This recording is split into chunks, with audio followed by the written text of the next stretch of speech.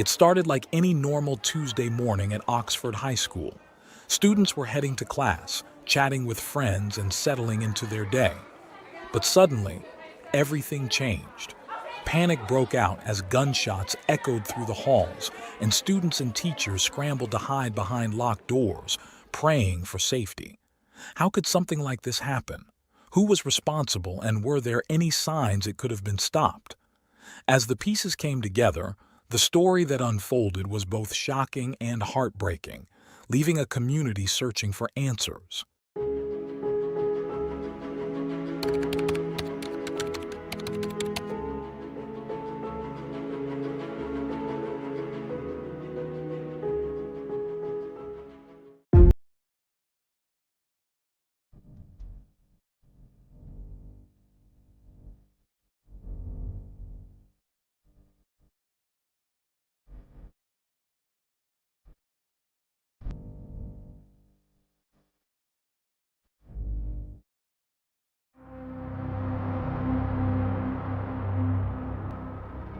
Ethan Crumbley was born on April 28, 2006, in Atlantic Beach, Florida, USA. He was the only child of James and Jennifer Crumbley, a couple whose turbulent relationship was marked by substance abuse, infidelities, and a shared interest in horses and firearms. Despite their issues, the Crumbleys maintained stable incomes, working for a marketing and business development company. However, between 1995 and 2005, they accumulated several minor legal offenses, including check fraud and DUI charges. When Ethan was still an infant, his parents' employer relocated them to the picturesque town of Issaquah, Washington. This is where Ethan spent the early years of his childhood. From a young age, he displayed troubling behaviors, including a peculiar fascination with violent events and a deep interest in shooter video games featuring powerful weapons. While these signs were concerning, his parents dismissed them as harmless. In 2014, when Ethan was 8, his life took a drastic turn. His family began moving frequently across the country, eventually settling in Oxford, a small town in Michigan. These constant moves disrupted Ethan's ability to form meaningful friendships, leaving him introverted, insecure, and prone to depressive tendencies. The family's internal struggles also intensified. Neighbors later reported that James and Jennifer often left Ethan alone at home, sometimes for entire nights while they drank at local bars. With little supervision or emotional support, Ethan was left to fend for himself. He learned to prepare his own meals and spent many nights alone, as his parents frequently stayed out late. Disturbingly, Ethan did not have access to a phone to call for help in emergencies, forcing him to rely on neighbors in difficult situations. This lack of parental care began to take its toll. Ethan's academic performance suffered, and he became increasingly isolated. By 2021, at the age of 14, he enrolled at Oxford High School. Adolescence only magnified his struggles. Ethan failed to connect with most of his peers, though he eventually formed a close bond with a fellow student whose identity remains undisclosed. This friendship became a rare source of solace for Ethan, who confided in his friend about his home life and feelings of despair. Over time, however, his messages grew darker. In early 2021, Ethan's text to his friend revealed disturbing thoughts about violence. He once recounted capturing a baby bird in his yard, tormenting it until it died, and then preserving its severed head in a jar filled with liquid. He later placed the jar in the girls' bathroom at school, horrifying students who stumbled upon it. Reports suggest that Ethan's messages alarmed his friend, though it is unclear if the friend sought help or advice on how to address the situation. Ethan also began texting his mother about his unsettling experiences at home. On March 17th, he claimed their house was haunted by a demon that threw objects around. Despite his pleas for a response, Jennifer ignored his messages. Instead, She discussed them with James, who dismissed Ethan's claims as attention-seeking behavior. In late October 2021, Ethan's emotional state deteriorated further when his best friend moved away, leaving him more isolated than ever. By mid-November, his social media posts began to alarm other parents at his school, who feared for their children's safety. Authorities assured parents they were investigating concerns, but some families still felt their children weren't safe at school. On November 26, during Black Friday sales, James purchased a semi-automatic handgun from a store in Oxford. He gave it to his son, Ethan, as an early Christmas gift. Proud of his new possession, Ethan posted a photo of the weapon on social media, calling it a beauty and adding a heart-eye emoji. Jennifer also shared about their weekend trip to the shooting range, referring to it as a bonding day with her son.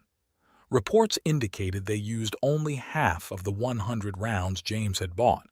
On the Monday following Thanksgiving break, classes resumed at Oxford High School.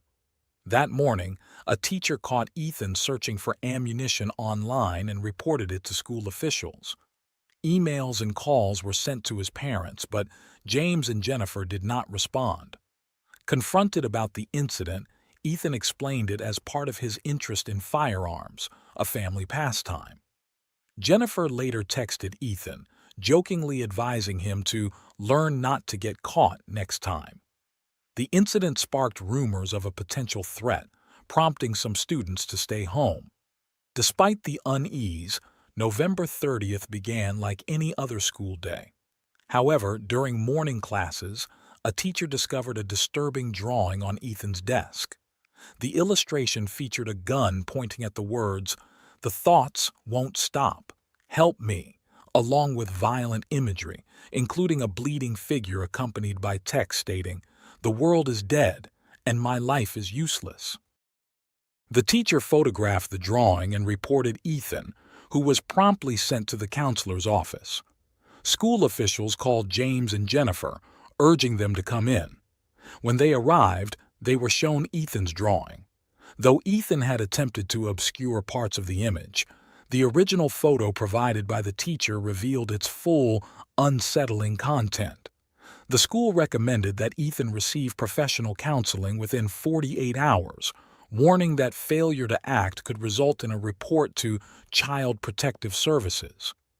Despite these concerns, Ethan's parents declined to take him home, insisting he remain at school.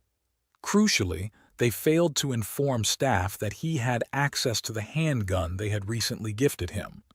No one thought to search Ethan's backpack as a precaution, and he was allowed to return to class. At 12:51 p.m., surveillance cameras captured Ethan entering a bathroom with his backpack. Another student later recalled hearing the distinct sound of a gun being loaded.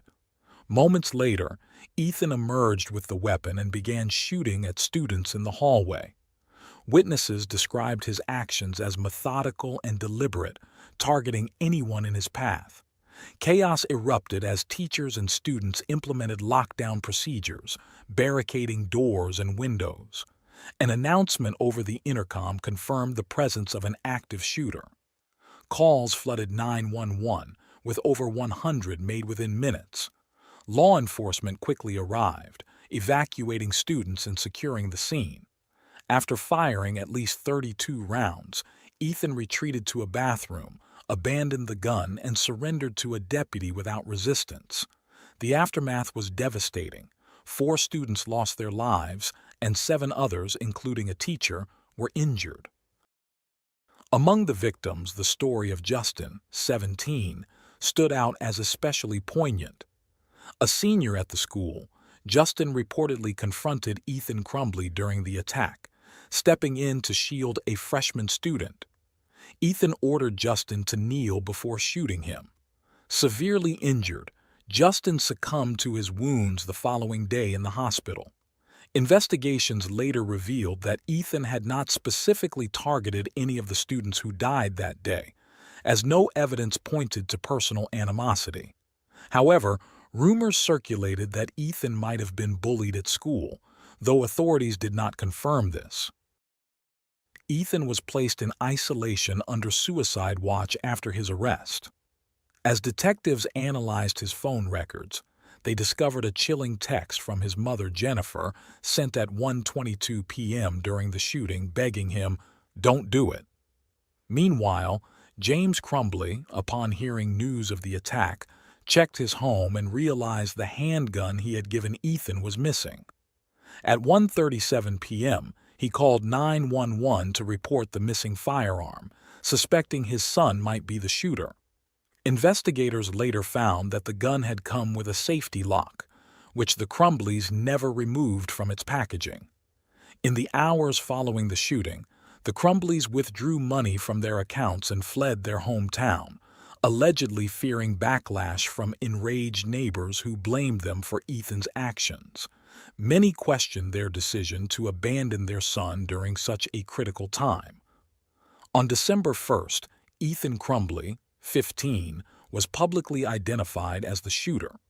He faced 24 criminal charges, including 1 count of terrorism causing death, 4 counts of first-degree murder, 7 counts of assault with intent to murder, and 12 counts related to firearm use during a felony. During his first court appearance, Ethan pleaded not guilty but was denied bail and transferred to a county jail. That same day, students and community members created a memorial outside Oxford High School, leaving flowers, letters, and mementos to honor the victims. The outpouring of grief was palpable, with students consoling each other amidst tears. As investigations continued, authorities searched the Crumbley home, recovering a journal in Ethan's bag that outlined his plans for the attack. The chilling discovery added weight to the prosecution's case. Meanwhile, rumors of similar threats led to the closure of several schools across Michigan as a precaution. On December 3rd, in an unprecedented legal move, prosecutors charged Jennifer and James Crumbley with 4 counts of involuntary manslaughter, holding them partially responsible for their son's actions. A judge issued warrants for their arrest after they failed to appear at their arraignment. Law enforcement launched a manhunt, offering a $10,000 reward for information on their whereabouts. That night, a Detroit business owner called 911 after spotting a woman near a suspicious vehicle parked outside an industrial building. Early the next morning, on December 4th, police found the Crumbleys hiding in a warehouse, sleeping on an air mattress. They were arrested on the spot. During their arraignment, Jennifer and James were placed in separate rooms due to inappropriate displays of affection. Both pleaded not guilty to the charges and were each given a $500,000 bond. Reports later revealed that the couple had sold their home and horses to cover legal fees, leaving them without a residence if released.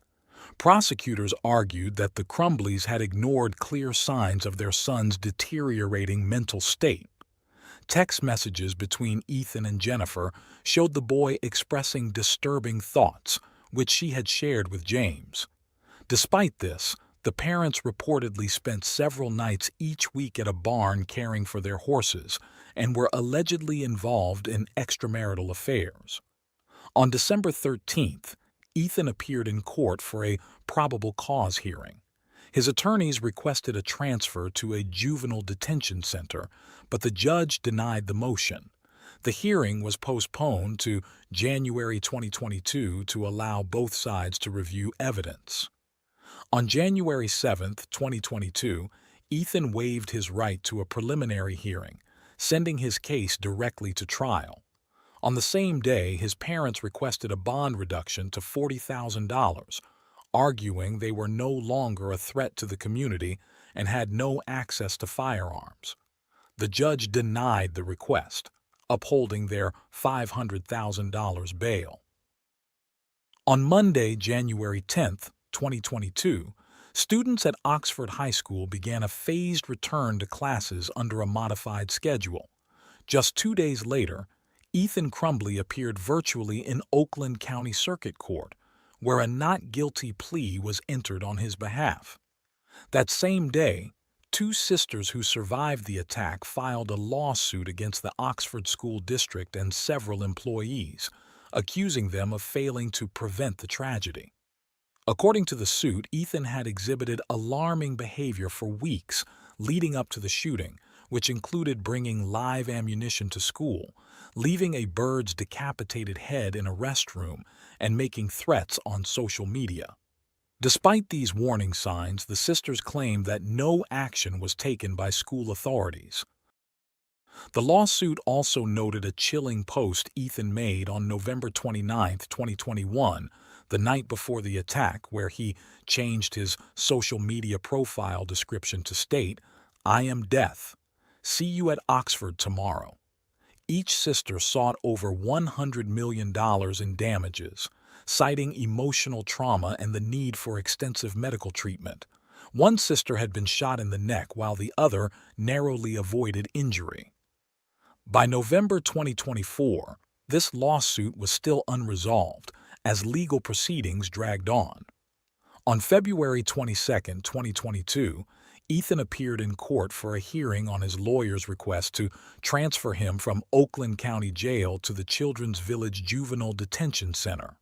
The next day, his parents, Jennifer and James Crumbley, appeared in court for their preliminary hearing. A judge ruled there was sufficient evidence to proceed with involuntary manslaughter charges against them, with a trial set for January 2023. On March 1st, Ethan's request to be moved to a juvenile facility was denied, and he was ordered to remain in the county jail. Shortly after, the Crumbleys' lawyers appealed to the Michigan Supreme Court, seeking to dismiss the manslaughter charges against the parents. They argued there was no legal connection between their actions and Ethan's crimes. The case took a dramatic turn on October 24, 2022, when Ethan, then 16, pled guilty to all 24 charges against him, including first-degree murder and terrorism causing death. Wearing an orange prison uniform, Ethan calmly answered the judge's questions, admitting that he had asked his father to purchase the firearm used in the attack and had even contributed money for the purchase. He also confirmed that the gun had been locked away before he took it and placed it in his backpack. Prosecutors clarified that Ethan's plea was made without any sentencing deals or reductions. Oakland County's lead prosecutor highlighted the historic nature of the case, noting that it was the first time a school shooter had been convicted of state-level terrorism charges.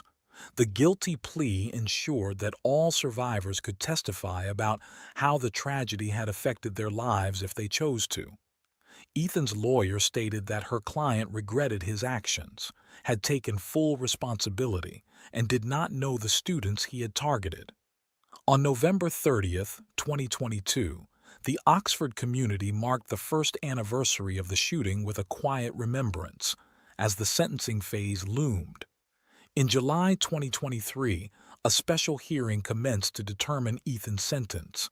This process evaluated whether a life sentence without parole would be appropriate for a minor convicted of first-degree murder.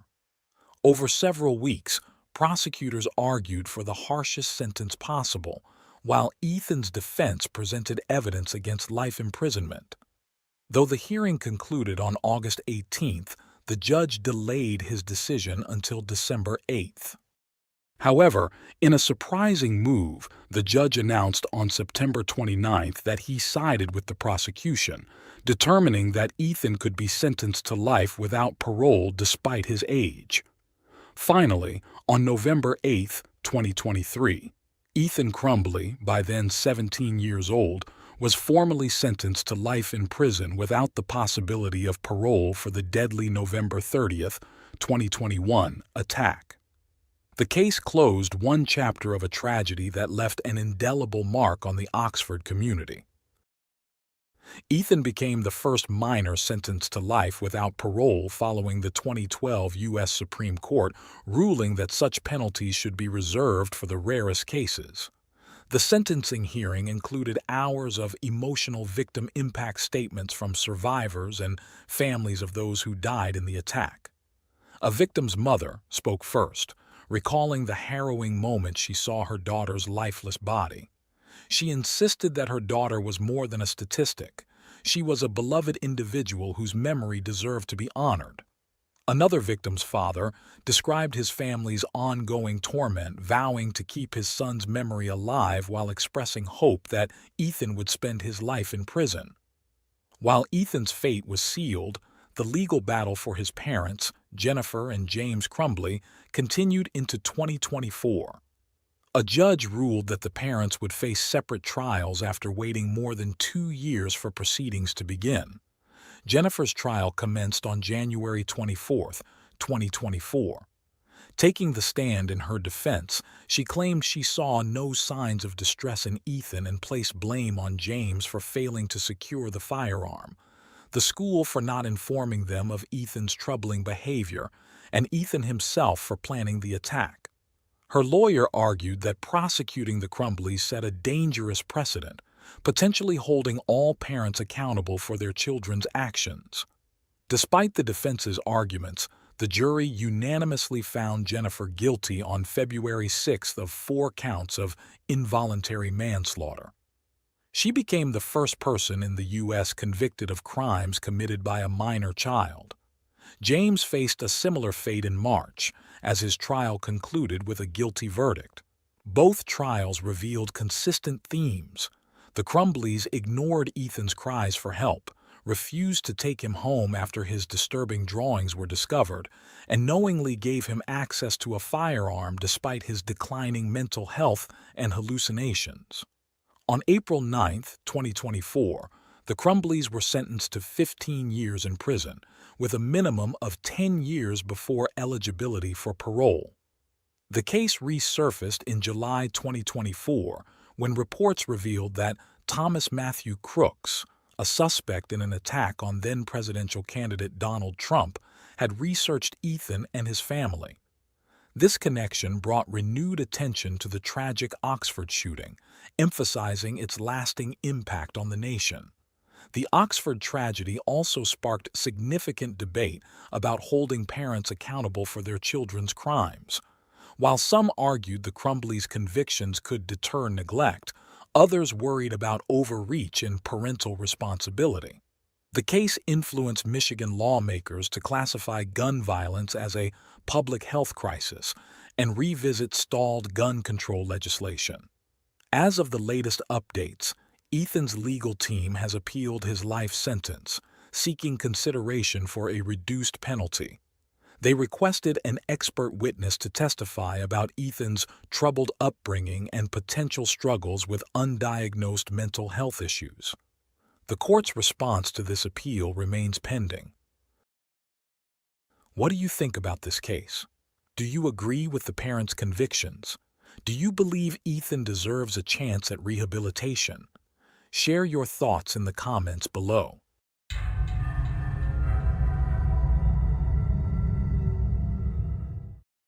Thanks for tuning in to Unreal True Crime. If you're intrigued by mysteries from around the world, check out our new channel, Latin Crimes, where we dive into the gripping true crime stories of Latin America. Don't miss out. Subscribe now for more thrilling investigations.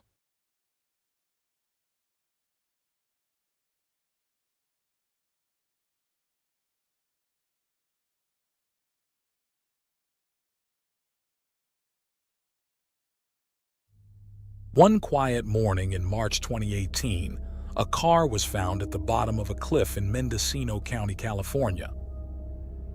The wreckage and the bodies scattered nearby hinted at a terrible accident. But as investigators dug deeper, they realized this wasn't just a tragic crash. There was a much darker story behind it. What drove this family to the edge, and how had no one noticed the warning signs before it was too late?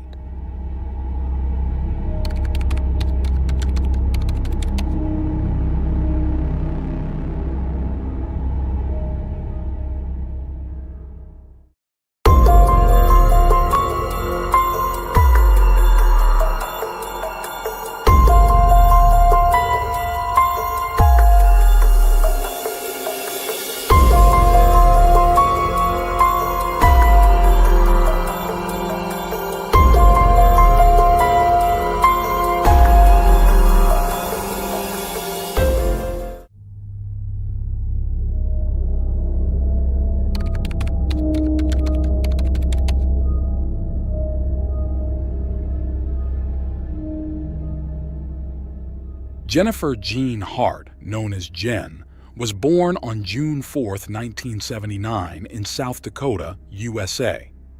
While her mother's name remains private, her father was Douglas, who worked in the Federal Energy Administration. Jen was the eldest of 3 children in the family. They lived in Huron, a small town in eastern South Dakota, where Jen's childhood was surrounded by natural beauty and plenty of opportunities for sports, which she embraced passionately. Breaking away from typical gender expectations, she chose to play baseball with the boys instead of softball. Jen also had a love for animals and developed musical talents alongside her siblings, often playing the trumpet at Christmas church services.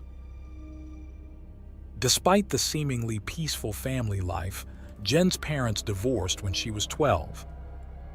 She and her siblings stayed with their mother, while Douglas moved to a different part of town, maintaining regular contact with his children.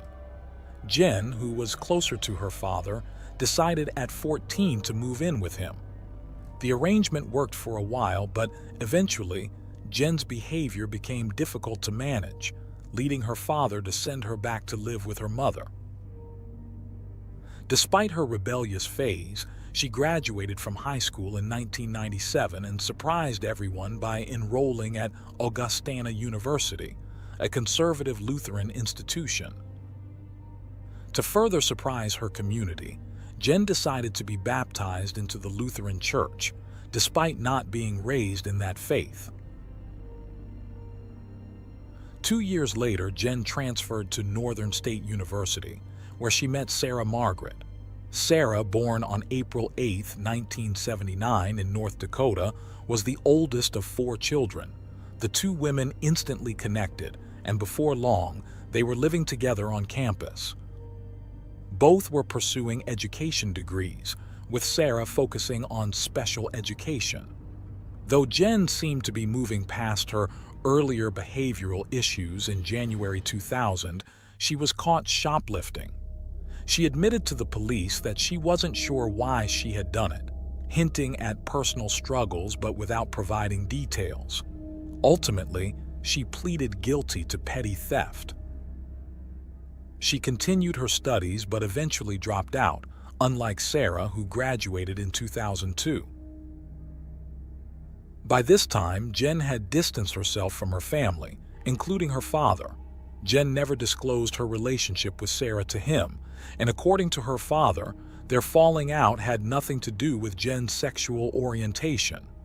After Sarah's graduation, the couple moved to Minnesota, buying a 2-story house near the mall where they both worked. Around this time, they began to share their relationship openly with friends and family. However, this newfound openness caused some friends to distance themselves. In 2005, Sarah legally took Jen's last name, becoming Sarah Hart, and shortly after, they decided to open their home as foster parents.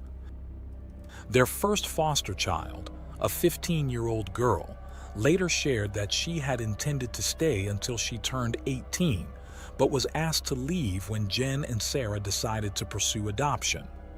In 2006, they adopted their first 3 children, Marcus, 8, Hannah, 4, and Abigail, 2, from Colorado County, Texas. 2 years later, they expanded their family with 3 more siblings from Houston, Devonte, 5, Jeremiah, 4, and Sierra, 2. All 6 children were of African American descent. Jen took on the role of stay-at-home mom, documenting her life with the children on social media. She shared everyday moments and culturally enriching activities, including teaching them to play musical instruments and even cutting their hair. She showed how the family celebrated the 30th anniversary of The Goonies, one of her favorite movies, by making matching costumes for everyone.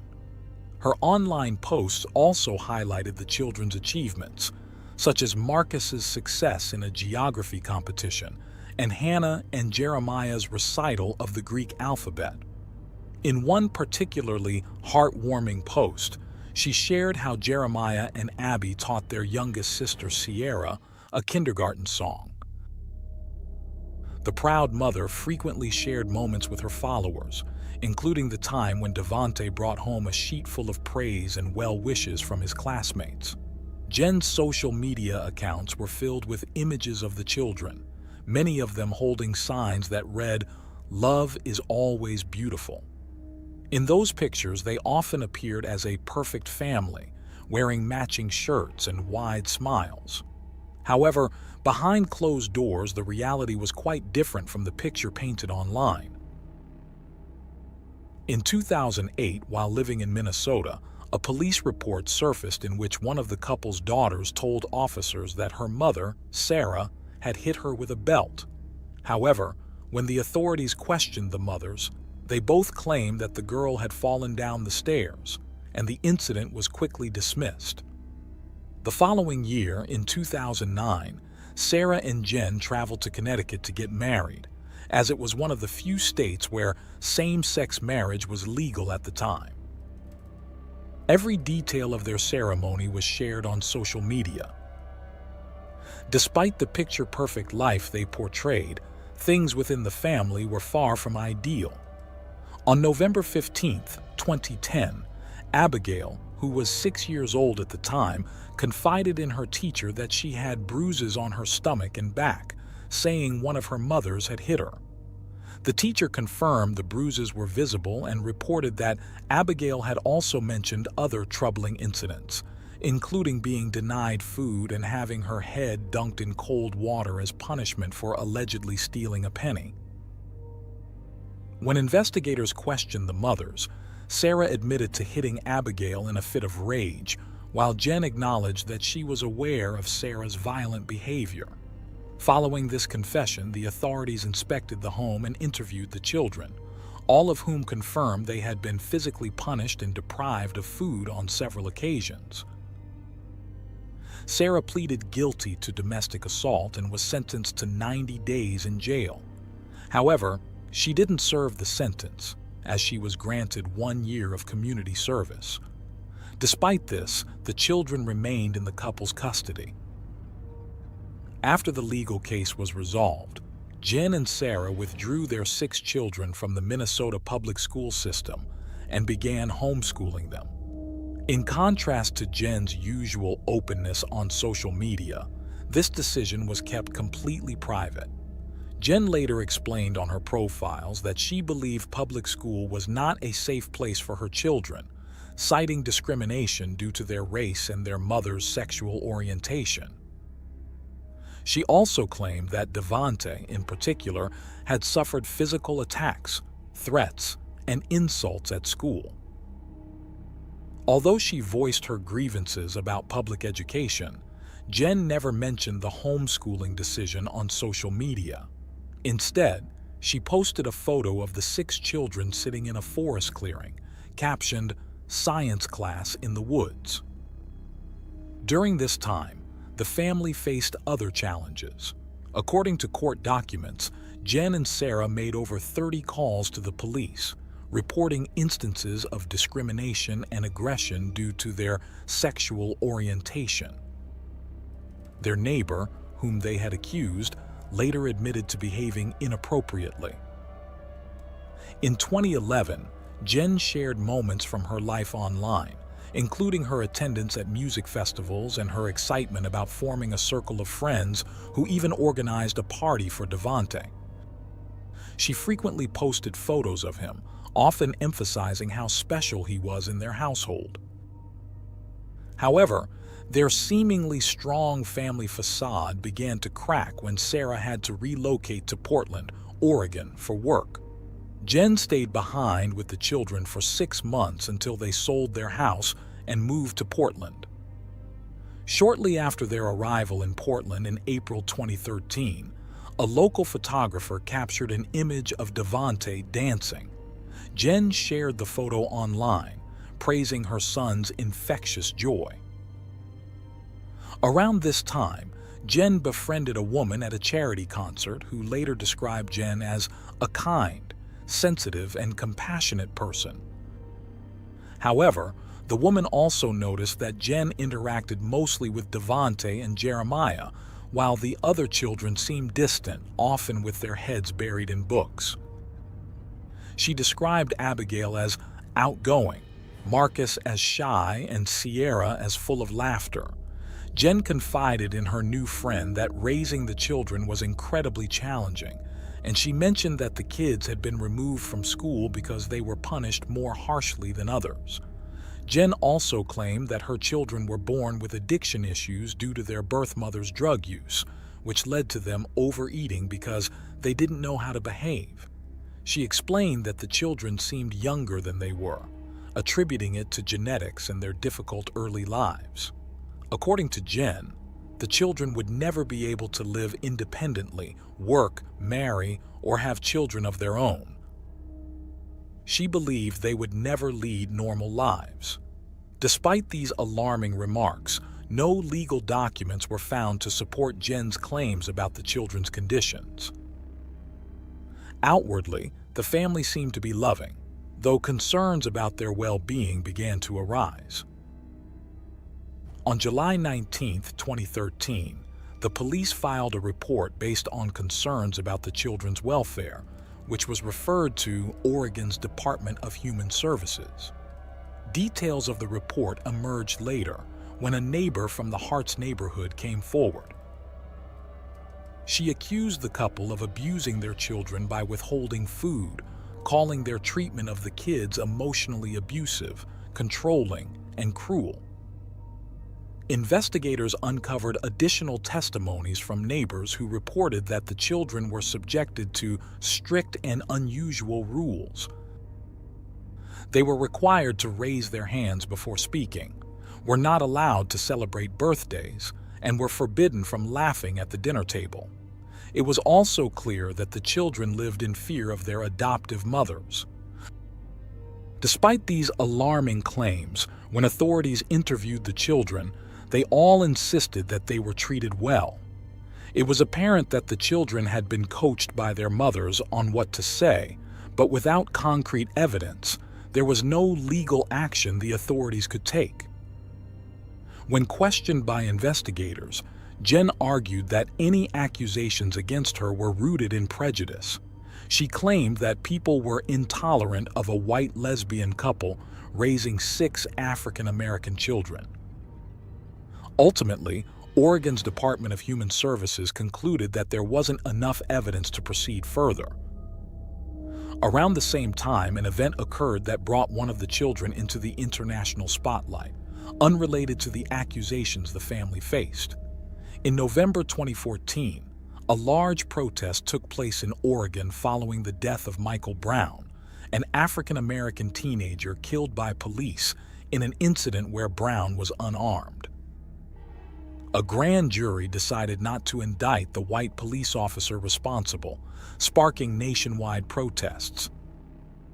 During one such protest in Oregon, Devontae was photographed with tears streaming down his face as he embraced a white police officer. The image quickly went viral, labeled as the most heartfelt hug in the world, becoming a symbol of social activism. Soon after, Jen and Sarah decided to move their family to Washington. Jen told those around her that they no longer felt safe in Oregon, citing racial threats and strange noises outside their home. They claimed to have contacted the police several times about these incidents, but police records showed no such calls. What was documented, however, were multiple calls to the police from their new neighbors in Washington, expressing concerns about the welfare of the children. In November 2017, the first of many alerts was made when 12-year-old Hannah was seen crawling out of a window in the middle of the night and fleeing to a neighbor's house. When Sarah and Jen arrived to retrieve her, Hannah begged the neighbor not to let her go, claiming she was being mistreated. Unfortunately, the neighbor handed Hannah back to her mother's. The next day, Jen attempted to smooth things over with the neighbors, explaining that Hannah was lying. She attributed her erratic behavior to her biological parents, saying Hannah's birth mother was bipolar and her father had been addicted to drugs. But this incident was not the last to bring attention to the family. In March 2018, Washington's Department of Social and Health Services launched an investigation into the family after receiving reports of potential neglect and abuse. The complaints came from another set of concerned neighbors who had clear evidence that the children were not being adequately fed. This couple later spoke to the media, revealing that Devante frequently came to their house asking for food, sometimes several times a day. He confided in them that his mothers were withholding food as punishment. The couple also expressed their alarm at how thin and small the children appeared. One of their daughters was missing 2 front teeth, and when they asked Jen and Sarah about it, they claimed that the girl simply didn't want her teeth replaced. This explanation did little to convince the neighbors. On top of these disturbing accounts, there was yet another failed escape attempt by one of the girls. Covered in bruises, she showed up at the couple's door late one night, having walked through thorny bushes trying to flee her home. She pleaded for help, saying her mothers were mistreating her and begging not to be sent back. Unfortunately, the gravity of the situation wasn't fully realized by the couple that night. When they saw Jen and Sarah searching for the girl with flashlights, they returned her to her mothers. According to reports, Washington's Child Protective Services claimed they had no previous records of concerns about the family, either in Washington or in any other state, despite earlier allegations elsewhere in the U.S. It seemed that time and time again, the system failed the children. By the time authorities finally resolved the bureaucratic issues and arrived at the Hart family's home, it was too late. Jen and Sarah had already left, taking the children with them. What follows is a reconstruction of events based on the findings of the authorities. In the days leading up to the tragedy, social services attempted to contact Jen and Sarah on 3 separate occasions without success. It was later revealed that on March 24, 2018, Jen, Sarah, and their 6 children left Oregon and began traveling south on the highway, eventually reaching North Carolina. The next morning, on March 25, 2018, Jen was spotted at a grocery store, purchasing food. The family stayed in the area until later that night when they continued their journey. Tragedy struck on March 26, 2018, when the family's SUV was discovered at the base of a cliff in Mendocino County, California. According to investigators, Jen was behind the wheel. She had stopped the vehicle at a pullout on the highway before accelerating off the cliff. Both Jen and 39-year-old Sarah were found dead inside the vehicle, while 3 of their children, Abigail, Jeremiah, and Marcus, were found lifeless outside the SUV. 2 weeks later, Sierra's body was discovered on a nearby beach, and in May, part of a foot inside a shoe was found on another beach. DNA testing later confirmed it belonged to Hannah. Devante's body was never recovered, but authorities concluded that he too had perished, and a judge issued his death certificate on April 3, 2019. Following this horrific incident, a thorough investigation, though tragically late, was conducted, sparking public outrage and accusations of negligence. Investigators discovered that during the road trip, while Jen drove, Sarah, seated in the passenger seat, had conducted several troubling internet searches. These included how to induce drowsiness using over-the-counter medications, how long it takes to die from hypothermia in a car, and one of her final searches, how to find a shelter for their dogs. This was particularly shocking, as the couple had left their 2 dogs at home, showing a compassion they tragically did not extend to their children. After the murders of their 6 children, authorities searched the family's last residence. The home appeared clean, orderly, and newly renovated.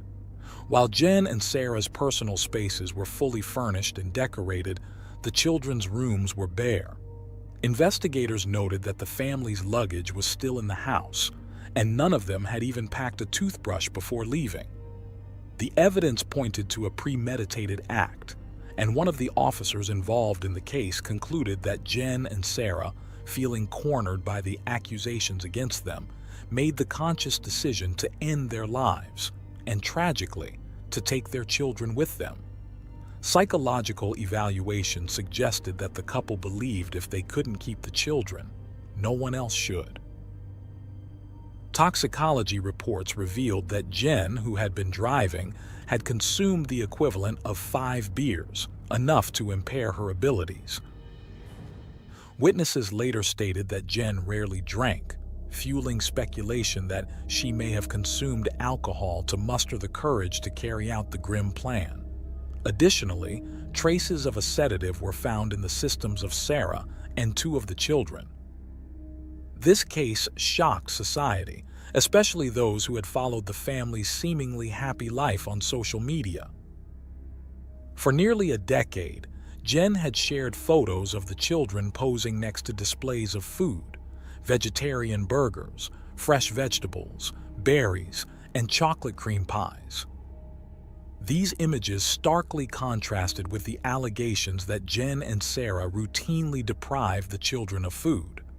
The disconnect between their social media persona and the reality behind closed doors was a haunting element of the case. Moreover, Jen and Sarah's repeated claims that their children were in their home to be safe clashed harshly with the testimony of the children themselves and their ultimate fate. While Jen and Sarah can no longer be questioned or held accountable for what happened on that California cliff, the investigation has been officially closed. Their deaths were ruled as suicides, and the deaths of their 6 children were classified as homicides. Beyond the horrifying actions of Jen and Sarah, this case has drawn intense criticism of the system that was meant to protect the children. Time and time again, the system failed them. Authorities in 5 states had been involved in the children's adoptions and the abuse allegations, but none had managed to prevent this tragic ending. This has sparked widespread debate in the media and among the public about the need for better federal oversight of child abuse cases.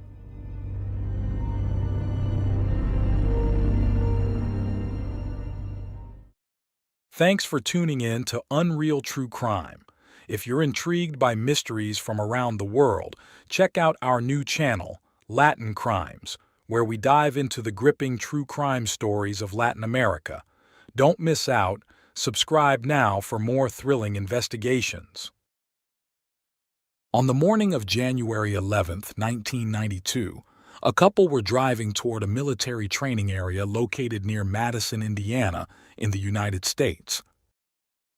Their plan was to take advantage of the early morning light to go bird hunting, but what they encountered was far from what they expected. As they drove along the road, they noticed a strange smell and saw smoke rising from an area nearby.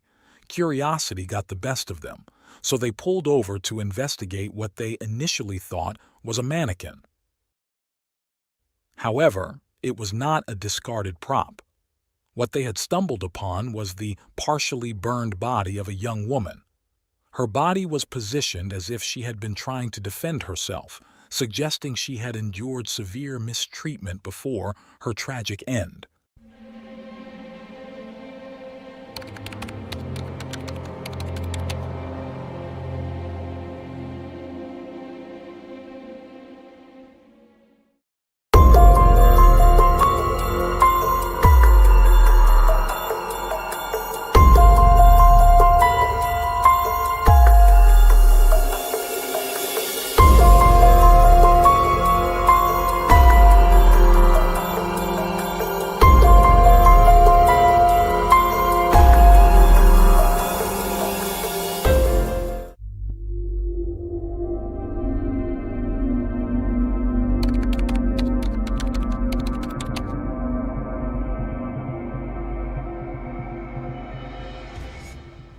Shanda Sharer was born on June 6, 1979, in Kentucky. Her parents, Stephen and Jacqueline, separated not long after her birth. Jacqueline eventually remarried, and Shanda moved with her to Louisville, where she attended St. Paul's School through the 6th grade. Shanda had a passion for sports, playing on the volleyball and softball teams, and she was also a cheerleader.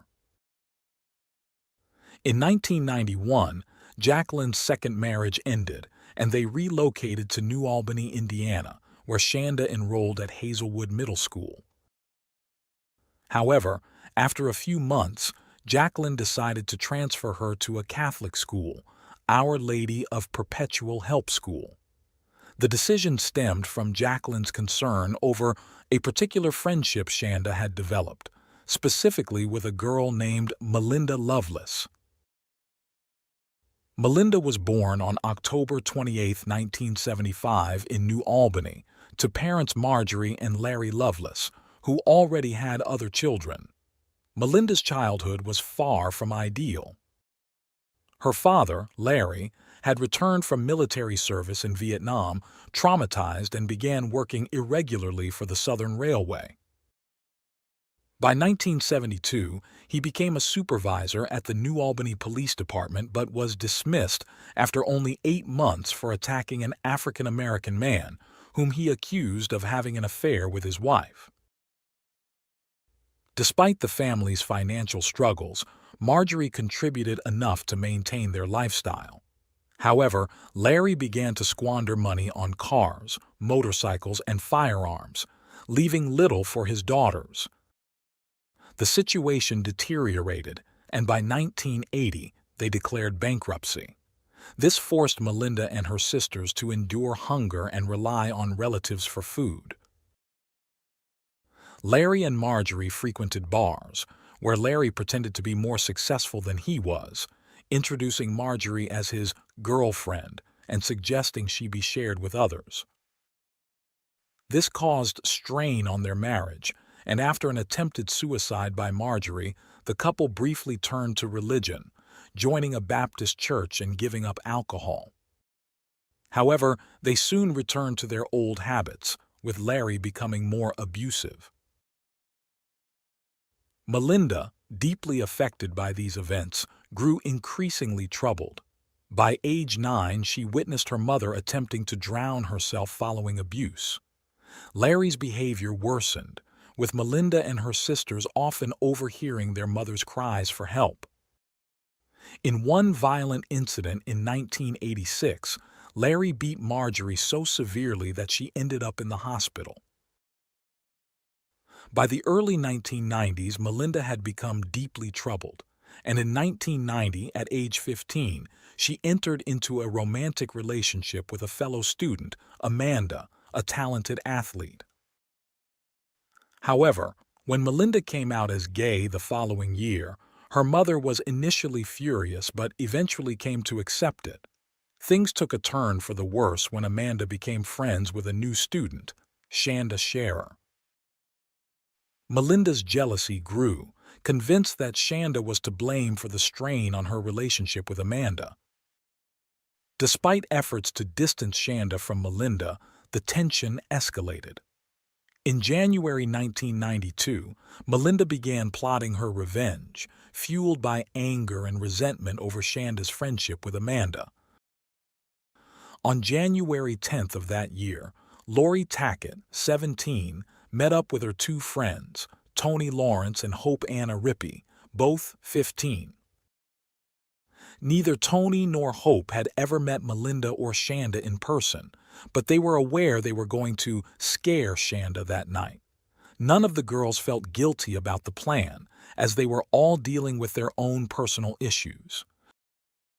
Mary Lorene Lori Tackett was born on October 5, 1974, in Madison, Indiana, to a strict Pentecostal Christian mother and a factory worker father who had a criminal record. Lori's childhood was tough. She suffered sexual abuse between the ages of 5 and 12. In May 1989, Lori's mother found out that she had been changing into jeans at school, which enraged her. Instead of discussing it calmly, her mother attempted to strangle her. This led to social workers getting involved and making unannounced visits to ensure Lori was safe. However, The relationship between Lori and her mother never improved. At one point, after learning that Hope Rippey's father had bought the girls a Ouija board, Lori's mother stormed over to their house and demanded they burn it and perform an exorcism. By that time, Lori's rebellious behavior had become evident. At 15, she developed an obsession with the occult, telling friends that she was possessed by Diana the vampire while engaging in self-harm. Desperate for help, Lori's parents admitted her to the hospital on March 19, 1991. After being prescribed antidepressants, Lori was discharged but attempted suicide only 48 hours later. She was readmitted, where she admitted to having hallucinations since childhood. She was diagnosed with borderline personality disorder. Lori left the hospital on April 12, 1991. By September, she dropped out of school and moved in with friends. However, she eventually returned to live with her parents when they promised to buy her a car. Despite this, Lori continued to spend most of her time in New Albany with Melinda and her other friends, Hope and Tony, who shared troubled pasts. Hope Anna Rippey, born June 9, 1976 in Madison, had also endured significant hardship. Her parents divorced in February 1984, and she moved to Michigan with her mother and other relatives, experiencing numerous difficult situations. When her parents reconciled in 1987, Hope returned to Madison and reconnected with Lori and Tony. Like her friends, Hope began self-harming at 15. Toni Lawrence, born February 14, 1976 in Madison, had her own tragic story. She was sexually abused by a family member at age 9 and assaulted by a teenage boy when she was 14. Though police issued a restraining order, Toni began therapy but didn't continue. Instead, she followed her friend's lead into self-harm and, by 8th grade, attempted suicide. When Lori, Toni, and Hope arrived at Melinda's house, Melinda showed them a knife and explained her plan to scare Shanda. During the drive to Shanda's house, Melinda vented about her anger toward Shanda, calling her a copycat and blaming her for the troubles in her relationship with Amanda. The girls all agreed that Shanda needed to be taught a lesson. Upon reaching Shanda's house, Hope and Toni went to the door, posing as Amanda's friends and inviting Shanda to go with them to the witch's castle, where Amanda was supposedly waiting. Shanda hesitated, saying her parents were still awake, but agreed to go with them later, around midnight. Melinda was frustrated that the plan had to be delayed, but Hope and Toni convinced her to wait. The group then attended a punk rock concert, but while Lori and Melinda enjoyed the show, Hope and Toni grew bored and ended up having sexual encounters with 2 boys in Lori's car. Afterward, they returned to Shanda's house around midnight. When they returned, Hope convinced Shanda to come with them, saying Amanda was still waiting at the witch's castle. After a moment of hesitation, Shanda changed her clothes and got into the car, where she came face to face with Melinda, who had been hiding in the back seat. Melinda pulled a knife and began interrogating Shanda about her relationship with Amanda. The group drove toward the witch's castle, a creepy, run-down stone structure on a desolate hill by the Ohio River. As they neared the site, Melinda told Shanda about a local legend in which 9 witches had once lived in the castle and were burned alive by the townspeople. Melinda warned that Shanda's ghost might be the next to haunt the place. When they arrived, the girls forced Shanda out of the car and dragged her into the castle while she cried. They tied her up and began tormenting her. Melinda took Shanda's jewelry and distributed it among the girls, while Hope mocked Shanda, dancing to the ticking of her Mickey Mouse watch. Lori set fire to a shirt as they continued to taunt their victim. Fearing they might be seen by passing cars, the group decided to relocate. Lori suggested a garbage dump in a more secluded area. By this time, Tony and Hope were growing uncomfortable and refused to leave the car. Melinda and Lori, however, continued their attack. They forced Shanda to undress and brutally beat her. Melinda repeatedly kneed Shanda in the face, causing her braces to cut into her lips. Despite Shanda's attempts to fight back, the girls overpowered her. Melinda then tried to slit Shanda's throat, but the knife was too dull. When Shanda continued to struggle, Hope got out of the car to help restrain her. Together, Melinda and Lori took turns stabbing her and beating her with a metal rod. After tying a rope around Shanda's neck and choking her until she lost consciousness, they threw her into the car's trunk, believing she was dead. The girls returned to Lori's house, where they cleaned themselves up and drank sodas. Suddenly, they heard Shanda's screams coming from the trunk. Realizing she was still alive, Lori grabbed a kitchen knife and stabbed her for 2 minutes before returning inside, now covered in blood. She showered and, as if nothing had happened, read her friends' fortunes. Later, Lori and Melinda took another drive with Shanda still in the trunk.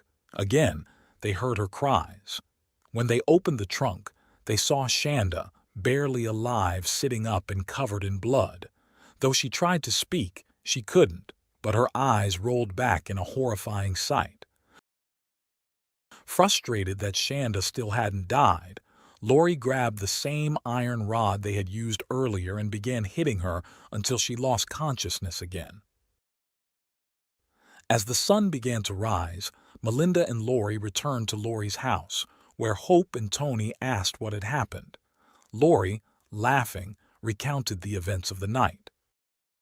The noise woke Lori's mother, who started yelling at her, scolding her for staying out so late and questioning why there were so many girls in her room. Lori assured her mother that she would drive all her friends home. Once they were back in the car, the group stopped at a gas station. There they filled up the tank and bought a 2-liter bottle of Pepsi. But it wasn't for drinking. Lori emptied the bottle and refilled it with gasoline. The crime was about to reach its conclusion. They drove to a secluded area and opened the trunk to check on Shanda, who, to their surprise, was still alive. Melinda taunted her rival, saying, "You don't look so sexy now, do you?" Lori and Hope then wrapped Shanda in a blanket and drove her to a remote spot called Lemon Road. Hope doused her in gasoline from the bottle, and they watched as her body caught fire. Still fearing that Shanda might somehow survive, Melinda wanted to be certain this time. She returned with more gasoline, and Shanda's body burned one final time. In total, they had tortured her for nearly 10 hours.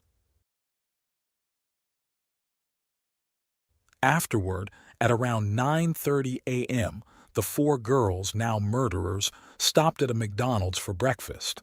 There, they made fun of a sausage patty, comparing it to Shanda's burned body after the brutal attacks.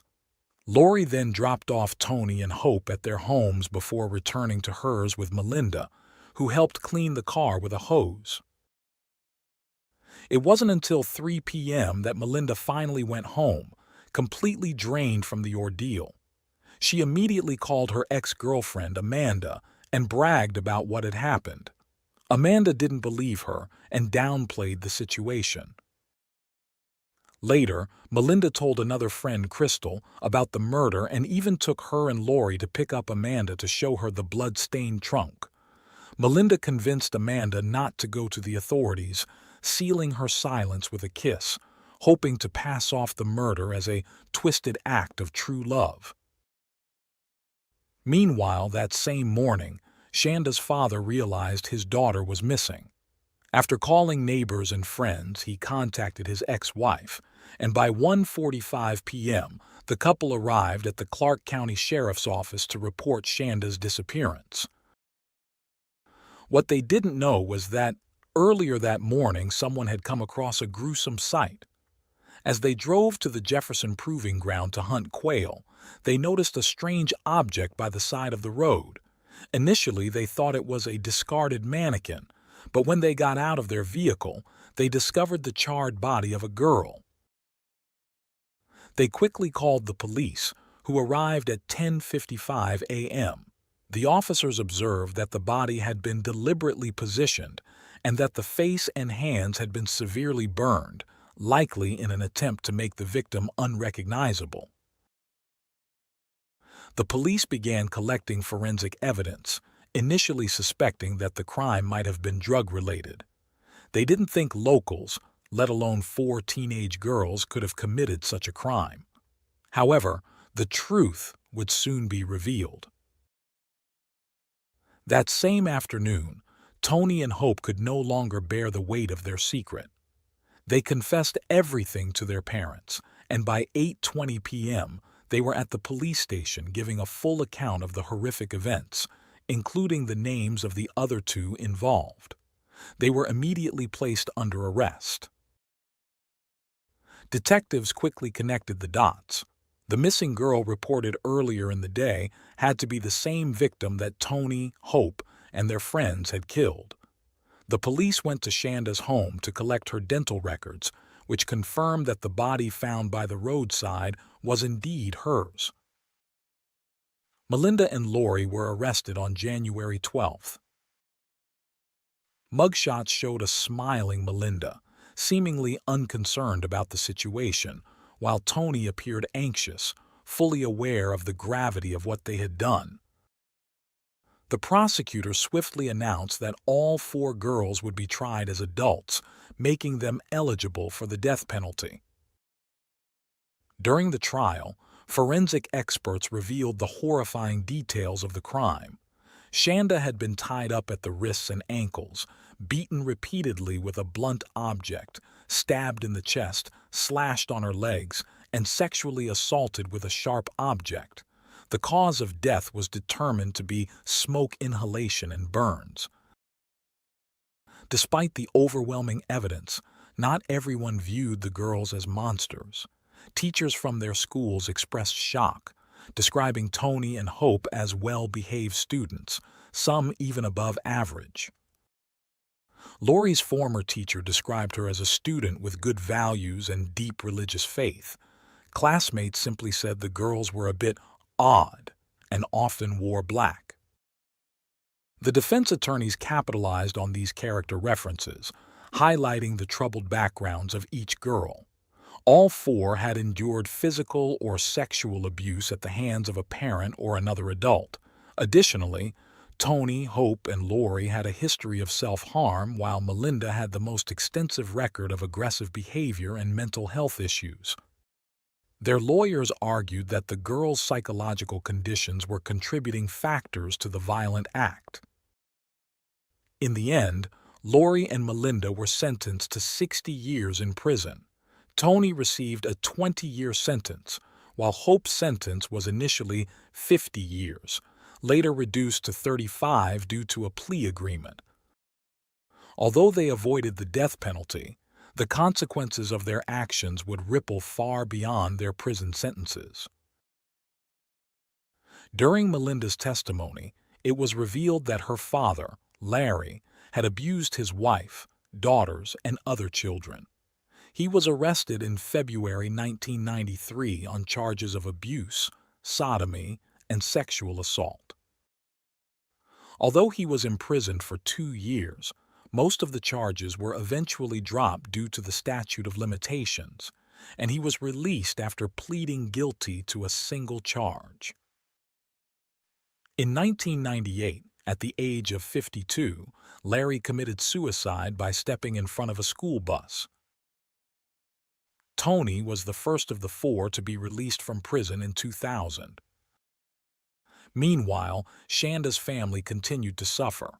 Her father, Steve, turned to alcohol after his daughter's murder and died in 2005 from cirrhosis of the liver at the age of 53. He was buried next to Shanda. Shanda's mother, Jackie, tried to move forward and, in April 2006, agreed to donate a dog named Angel to Melinda, who had been working in a canine assistance program training service dogs for people with disabilities. Jackie was harshly criticized for her decision, but she maintained that she wanted something good to come out of the tragedy, believing it was what Shanda would have wanted. In 2012, a documentary titled Charity Scar followed Jackie's journey as she helped Melinda train the dog in Shanda's memory. Despite forgiving Melinda, Jackie remained angry with Amanda, believing that her daughter wouldn't have been killed if not for Melinda's jealousy over Amanda's relationship with Shanda. Jackie also believed Amanda was partially to blame, accusing her of having a sexual relationship with the underage Shanda and knowing about Melinda's intent to kill but doing nothing to stop it. On January 11, 2018, Lori was released from prison, having served nearly 26 years. She completed a year of parole afterward. Melinda was also released in 2019 after serving time in the Indiana Women's Prison, following which she completed a year of probation. The horrific torture and murder of Shanda underscores the cruelty that adolescents can be capable of, but it also highlights the devastating impact of growing up in dysfunctional homes. Had Lori, Melinda, Tony, and Hope not experienced abuse throughout their childhoods, Shanda might still be alive today.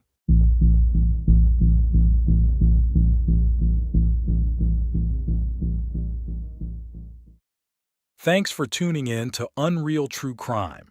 If you're intrigued by mysteries from around the world, check out our new channel, Latin Crimes, where we dive into the gripping true crime stories of Latin America. Don't miss out. Subscribe now for more thrilling investigations. It was a regular night in Murfreesboro, Tennessee, when Heather Maples went out with friends, hoping to relax and have fun after a tough breakup. The bar was filled with laughter, and everything seemed normal. But as the night went on, something changed. Heather had an uncomfortable encounter that left her feeling unsettled. By the early morning, she was back at her apartment, but after that, no one heard from her again. The next day, when her friend Kelsey went to check on her, she found something that would change everything, leaving behind a lot of questions. What really happened that night, and who was behind it?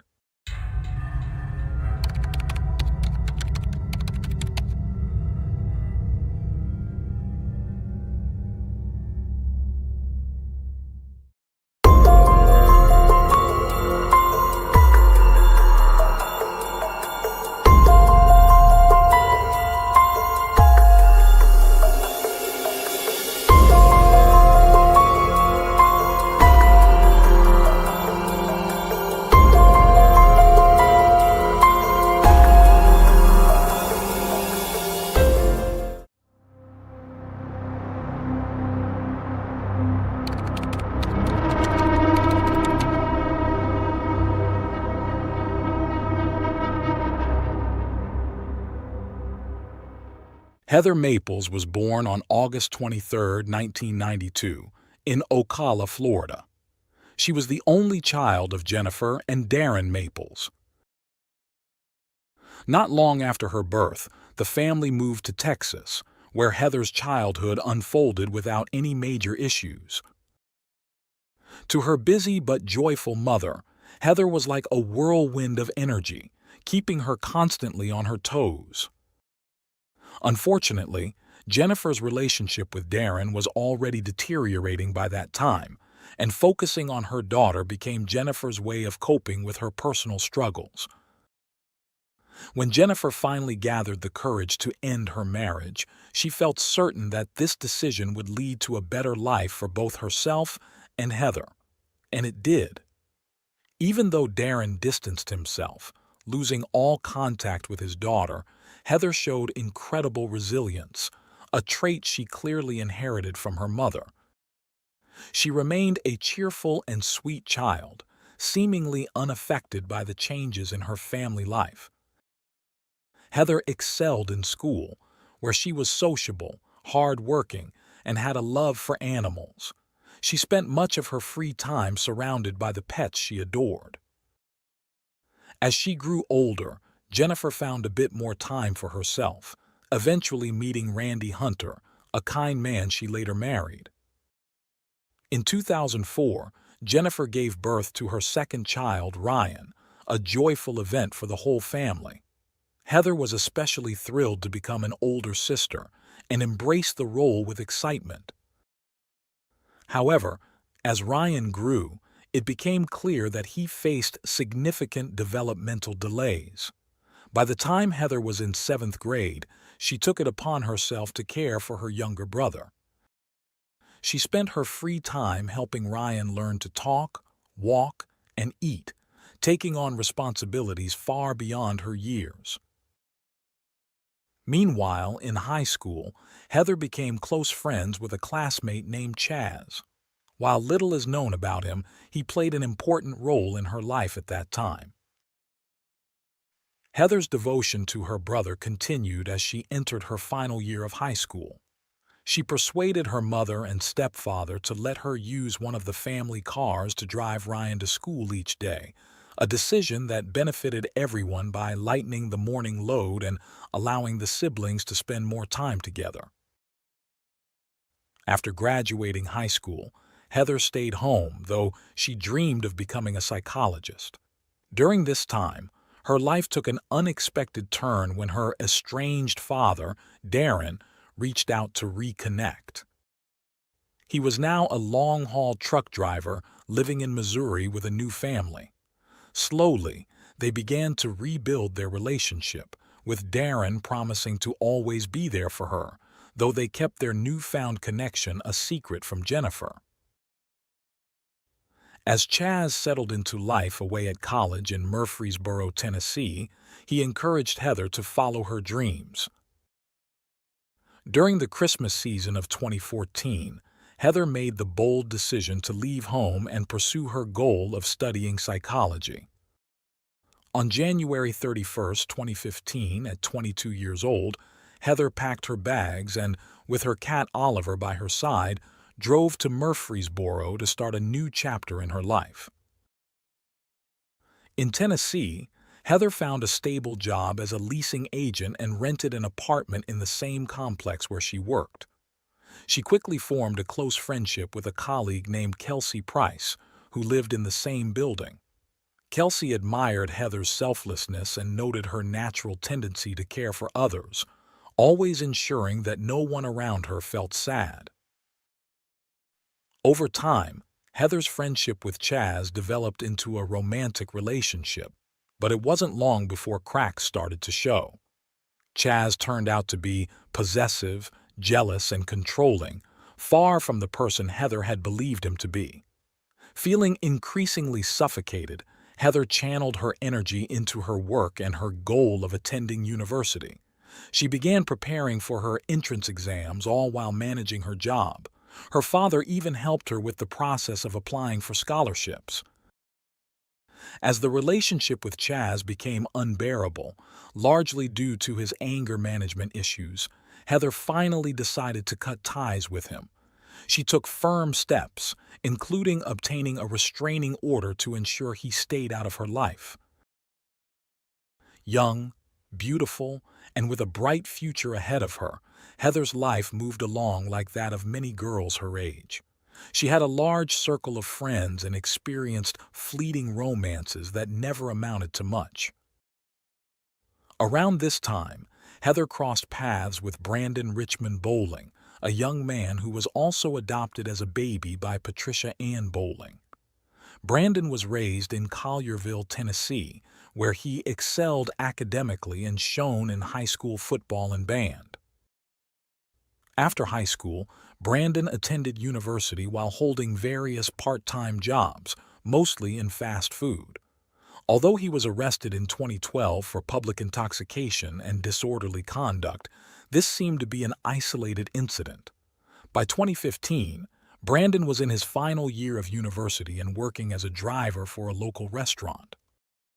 He and Heather followed each other on social media, exchanged private messages, and went out a couple of times, though it's unclear if their relationship grew more intimate.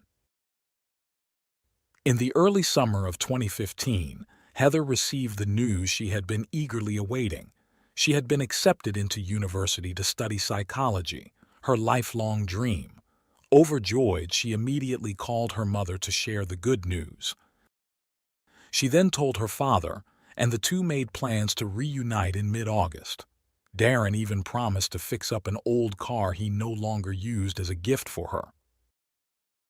On Thursday, August 6, 2015, the day unfolded like any other. During the workday, Heather told her friend Kelsey that she was planning to go out that night and asked her to check on her in the morning if she didn't show up on time or answer her phone. She assured Kelsey that she'd likely just sleep through her alarm. Around 10 p.m., Heather went out to a bar with some friends.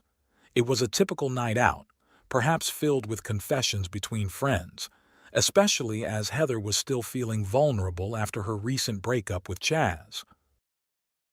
Later that evening, Brandon happened to be at the same bar, though they didn't seem to interact or exchange messages. Later in the night, Heather contacted a guy she had recently met, a man named Michael, whose full identity remains confidential. Surprised by her call, as they weren't particularly close, Michael agreed to meet up with her after she told him someone at the bar was bothering her. They left together and went to a nearby place to grab something to eat. Heather, who had been drinking, ordered eggs, toast, and bacon, famished from the alcohol. During their conversation, she handed Michael her apartment keys. Concerned for her well-being, Michael instinctively pocketed the keys, hoping she would sober up a little. After Heather finished her meal and appeared more clear-headed, they left the restaurant, and Michael dropped her off at her apartment around 2:15 a.m. on Friday, August 7, 2015. She didn't need her keys to enter as she had left her door unlocked in her rush earlier that evening. The next morning, Kelsey arrived at work on time, as usual, and wasn't surprised that Heather hadn't shown up yet. Punctuality was never Heather's strong suit. However, when Kelsey couldn't reach her by phone, she decided to stop by Heather's apartment. Finding the door unlocked, she went inside. What Kelsey saw upon entering the room shook her to the core. She found Heather lying lifeless on the floor, and in that instant, Kelsey knew something was terribly wrong. Overcome with fear, she ran outside, trembling, to call emergency services. The Murfreesboro Police Department arrived at 9:30 a.m. and immediately noticed that there were no signs of forced entry, and nothing appeared to have been stolen, including Heather's cell phone, which was still in the apartment. The young woman was partially dressed and lay on a mattress on the floor. The detectives quickly concluded that there were clear signs of a sexual assault, and evidence of a violent struggle was evident, particularly with the blood spatters on one of the walls. It was obvious that Heather's final moments had been a nightmare. As investigators combed the scene for clues, they found a potential lead, a fingerprint near the top of the bedsheet. While the police were gathering evidence, Michael arrived at the apartment, still carrying Heather's keys. He had only just realized that neither he nor Kelsey had thought to return them. Seeing the police activity, Michael was stunned, and after hearing the grim news, he was left in shock. But since he had been the last known person to see Heather alive and was in possession of her keys, Michael quickly became the prime suspect. Both Michael and Kelsey were taken to the police station for routine questioning. During his interview, Michael provided a detailed account of his evening with Heather, including the unsettling man at the bar who had been bothering her. He also agreed to submit a DNA sample as part of the investigation. The detectives were counting on Kelsey to provide valuable insight into Heather's personal life and social circle. She shared that Heather had recently ended a tumultuous relationship, which gave the investigators another lead to pursue. Kelsey played a crucial role in the investigation by supplying the password to Heather's phone, helping the police access key information. She also took it upon herself to break the tragic news to Heather's mother, feeling that it would be better for such news to come from someone who had loved and cared for her daughter. Meanwhile, investigators reviewed security footage from the places Heather had visited the night before. Everything aligned with Michael's account of the events, and when his fingerprints didn't match those found at the scene, he was cleared of suspicion. Investigators then shifted their focus to Chaz, Heather's ex-boyfriend. Although he admitted to the troubled relationship they had, his solid alibi and lack of matching DNA excluded him as a suspect. The preliminary report from the medical examiner revealed that Heather's death was caused by blunt force trauma and asphyxiation.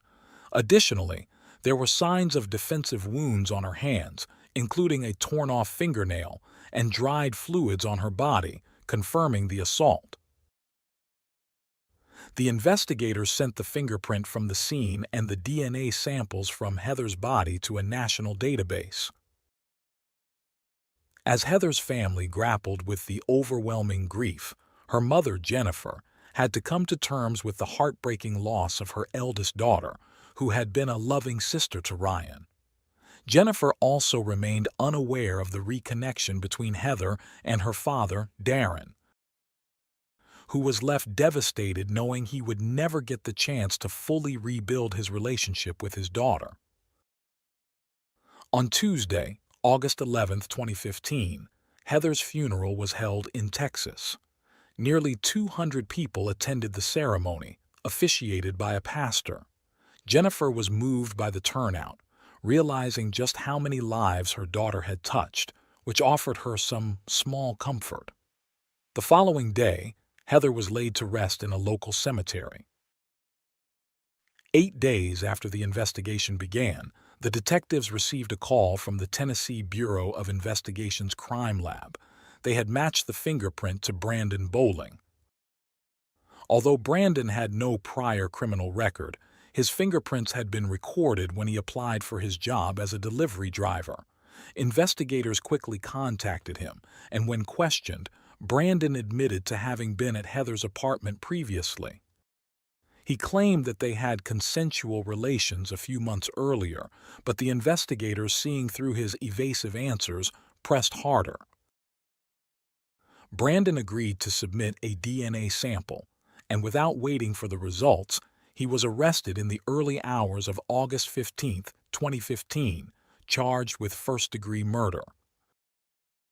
The photographic evidence presented during the preliminary hearing was so explicit and disturbing that the judge took special care to shield it from the media and the public. Brandon pleaded not guilty, and the prosecution announced its intent to seek a life sentence without the possibility of parole. The trial was set for June 2017, and everything seemed to be moving forward smoothly. However, just weeks before the trial, a shocking discovery delayed the proceedings. Authorities uncovered footage on Brandon's phone showing the crime. As a result, the charges were expanded to include 12 additional counts, including 6 counts of rape, 2 counts of sexual assault, 2 counts of aggravated rape, 1 count of first-degree felony murder, and 1 count of premeditated first-degree murder. The evidence also indicated that Heather had been physically incapacitated, unable to resist or express consent at the time of the assault. Brandon remained incarcerated with his bail set at $1 million. His defense team filed a motion to suppress the video evidence, but it was denied. The prosecution, while acknowledging that the severity of the crime could warrant the death penalty, maintained their focus on securing a life sentence without parole. 2 months later, Jennifer surprised many when she publicly forgave Brandon for taking her daughter's life. She explained that holding on to such a heavy burden of anger was something she no longer wanted to carry. After intense negotiations with the prosecution, in February 2018, Brandon pled guilty to 1 count of aggravated rape and 1 count of second-degree murder in exchange for the dismissal of the remaining charges. This plea deal allowed for a shortened trial. During the sentencing hearing, Jennifer gave an emotional statement, visibly moving everyone present.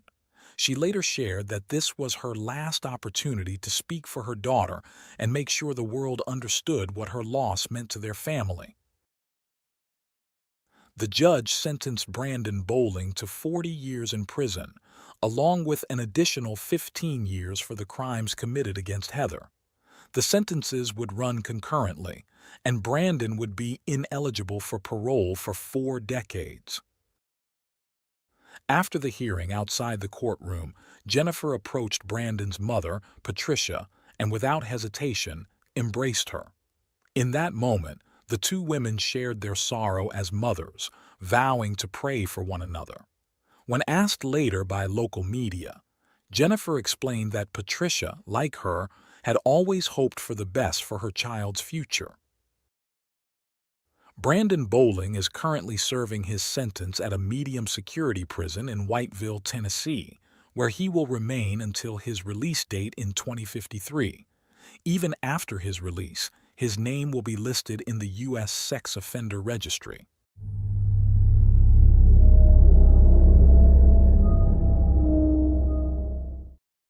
Thanks for tuning in to Unreal True Crime. If you're intrigued by mysteries from around the world, check out our new channel, Latin Crimes, where we dive into the gripping true crime stories of Latin America. Don't miss out. Subscribe now for more thrilling investigations.